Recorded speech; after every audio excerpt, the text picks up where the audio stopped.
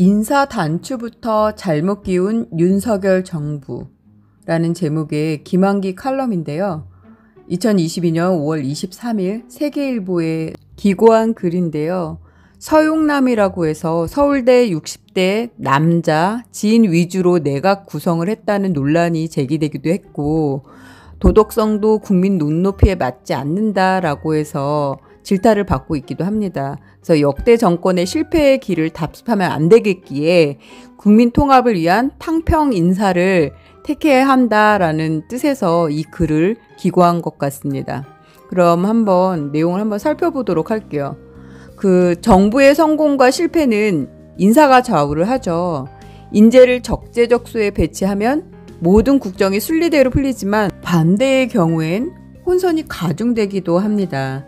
그래서 인사 만사냐 아니면 인사가 망해서 망사냐라는 것은 지도자의 리더십을 가르는 아주 중요한 요소가 되기도 합니다. 동서고금의 성공한 지도자들이 용인술의 대가인 까닭이 바로 여기에 있습니다. 수많은 결점을 인재들을 영입해 보완하고 국정을 안정시키는 게 성공한 지도자들의 리더십의 요체였습니다. 예를 들면 당나라 태종 이세민이 여기에 속합니다.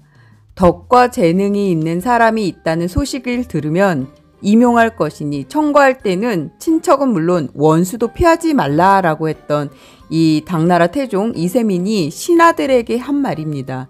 그가 중국 최고의 성군이 된 비결이 바로 여기에 있고요. 에이브러함 링컨 전 미국 대통령은 자신을 원조 고릴라라고 비난했던 에드윈 스탠턴을 전쟁 장관으로 발탁해서 남북전쟁을 승리로 이끌었습니다. 링컨이 왜 리더십의 교과서인지 알 수 있게 하는 부분입니다. 다른 한 사람 한나라 고조 유방의 예도 한번 들어볼까요? 지인 선용이란 말이 있습니다. 즉 사람을 알아보고 적재적소에 잘 쓴다라는 뜻이고요. 이민유현, 즉 오직 능력과 인품만을 보고 사람을 임용한다. 용인소장, 사람을 쓸 때 그 장점만을 취한다.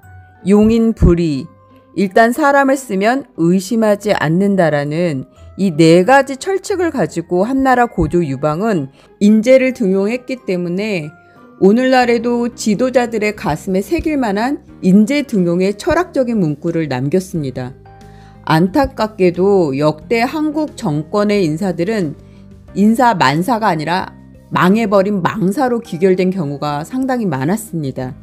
예를 들면 이명박 정부는 고소영이라고 불렸습니다. 고려대 소망교회 영남 출신. 박근혜 정부는 성시경이라고 불렸습니다. 성균관대 고시 경기고등학교 출신. 문재인 정부는 캠코더라고 불렸습니다. 대성캠프, 코드인사, 더불어민주당 내각이라는 오명을 얻으면서 출발부터 삐걱대기 시작했습니다.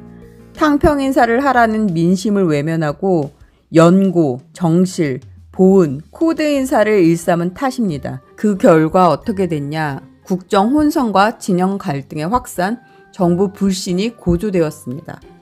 다시는 반복돼서는 안 되는 흑역사이기도 한데요. 문제는 윤석열 대통령도 같은 길을 가고 있다는 것입니다. 인사에 메시지와 감동이 없어요.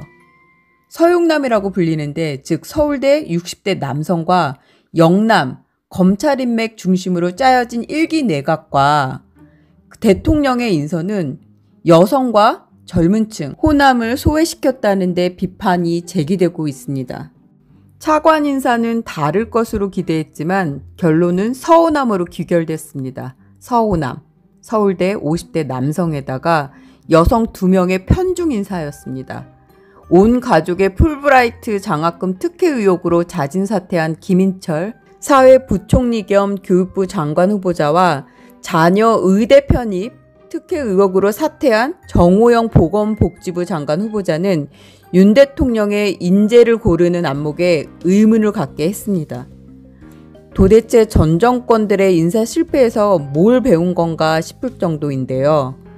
이런 인사에 대한 혹평에 윤 대통령은 내상을 입었을 것입니다. 그렇지만 자신의 상징적인 가치인 공정과 상식에 대한 국민의 신뢰가 떨어진 점에 대해서 더 아파해야 할 것입니다. 왜냐하면 이 윤석열 정부는 문재인 정부의 내로남불과 불공정, 비상식 행태의 반작용으로 탄생한 정권이기 때문입니다. 전 정권들보다 더 엄격한 인사 기준을 세우고 흠결이 발견되면 더 신속하게 정리를 했어야 했습니다. 민심의 뚝이 무너지는 건 한순간이거든요.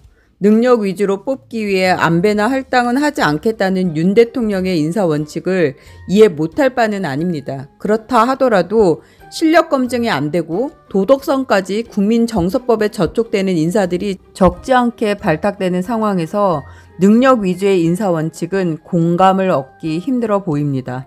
윤 대통령의 지인 위주의 인사는 과해 보여요. 아는 사람만 골라 중용하면 능력이 출중해도 대통령과 학연, 근무 인연이 없는 인사는 기회조차 얻을 수가 없게 되잖아요. 공정과 상식에 부합하지 않는 협량 정치의 폐해를 보여주는 것입니다. 인사 점수가 낮은 지도자는 성공하지 못한다는 게 역사적 교훈입니다. 윤 대통령은 링컨과 이세민, 유방의 용인수를 잘 배우길 바래요. 이제라도 인재를 고르는 안목을 기르고 능력과 다양성, 균형감이 조화를 이룬 탕평 인사를 해야 합니다. 그것이 이념, 지역, 성별, 계층 갈등으로 갈라진 나라를 통합하는 길이 될 테니까요. 또한 국난 극복의 지혜를 찾는 데도 유리할 것입니다. 최근 5.18 민주화운동 기념식 참가 등의 통합행보로 윤 대통령의 지지율이 오르고 있잖아요. 이런 흐름을 이어서 교육부 장관 후보자 인선부터 안철수 전 인수위원장의 추천을 받아 균형 인사를 해보면 더욱더 좋을 것 같습니다. 그렇게 되면 공동정부 약속 위반 프레임까지 벗어날 수 있는 좋은 묘수가 될 수 있을 테니까요. 이상 김한기의 칼럼 내용을 정리해 보았습니다.